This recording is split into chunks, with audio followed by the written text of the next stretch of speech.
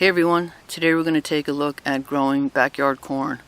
I've grown it every year for the past 3 seasons. I usually do 20 plants, and everybody says you can't transplant it, but the first year I did 4 transplants out of the 20, and they did fairly well. So last year I did all 20 from seedling transplants, and although they grew, it grew really strange. So what I'm going to do this year is transplant these 12 and then direct seed another 12, and just to see if it makes any difference how they grow. So these guys were started on May 15th and these May 22nd, and today's May 29th. I just did them last night. This is Luscious Sugar Enhanced variety from High Mowing, and the beds aren't ready yet. I've got to turn the cover crop in. That's buckwheat, and that's peas, oats, and vetch. And once I do that, I'm going to add just an all-purpose fertilizer because corn is a pretty heavy feeder. So once that's all done, I'll come back and do another update. So I'll see you then. Today is June 1st, and I'm going to be transplanting most of the seedlings and doing a direct seeding. That was where the buckwheat was planted, and this is the bed where the peas, oats, and vetch were planted. And both of these beds get about 12 hours of sun per day, and the soil temps are about 65 degrees. So this is what the root ball looks like right out of the cell pack. It's pretty much the same as any other root ball. So I'm going to finish transplanting these guys, and I will see you again in a few weeks.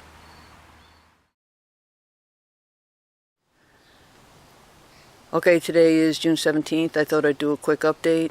It's been really cool, especially at night, low to mid 40s and mid 60s during the day. We've only had maybe 4 days of sunshine in the last 2 weeks, so the transplants are doing okay. But only 5 out of the 14 direct seeded corn have sprouted. And on top of that, these are the other transplants.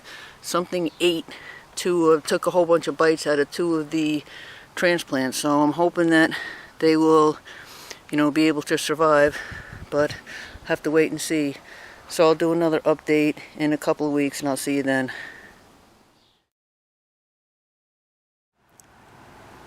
Okay, it's July 19th, and I'm going to do a quick update on the corn, even though it's kind of early for an update, because we're in the middle of the summer thunderstorm season, and 3 days ago these guys were laying flat on the ground. So just in case I lose the crop, I can always do another update in another week or 2. So these are the transplants. They're getting their first years. You can see the silks forming there. They're about 5.5, maybe even 6 feet tall. I ended up with 11 transplants. And these are the direct seeded ones. They were a little bit slower, but they got off to a later start. Those are the other direct seeded, and these are the other transplants. It's a little tough to get a video because they're getting so tall, but they're also forming their first ears. And I have this PVC here because, as I mentioned, that thunderstorm that came through, I had to straighten up all the plants, and I just tied them off to the PVC. Now the rest of the plants seem to have recovered very well, but that one I'm just going to leave it tied up for another few more days. So anyway, that's pretty much about it, and I'll do another update in a couple of weeks. So I'll see you then.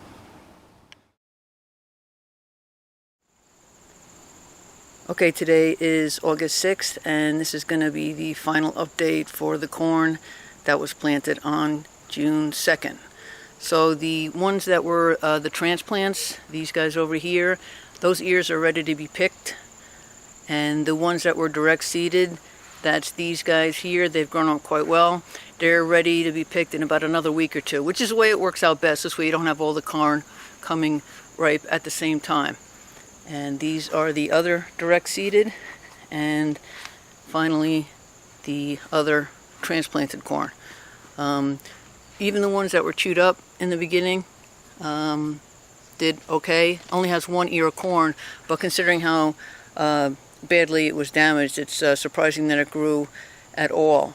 So now figuring out when to harvest the corn is a little bit tricky. Really, it's just through experience. It's a combination of just checking the ear itself. I've noticed that the foliage starts to shrink back just a little bit. One of the important things is that the silk starts to dry and starts turning a little bit brown. And then, but again, it's a little bit of just experience. And when you harvest it, you want to grab the ear and also grab the stalk when you do it. And then this way, when you flip it down, it just snaps off and the stalk stays there, and you end up with a very nice ear of fresh summer corn. So there you go. Again, try transplanting a couple of them and direct seeding a few and just see what happens. There's nothing like the taste of fresh summer corn. So I hope this little video helped show a little bit that you can transplant corn. You don't only have to direct seed it. And thanks for watching.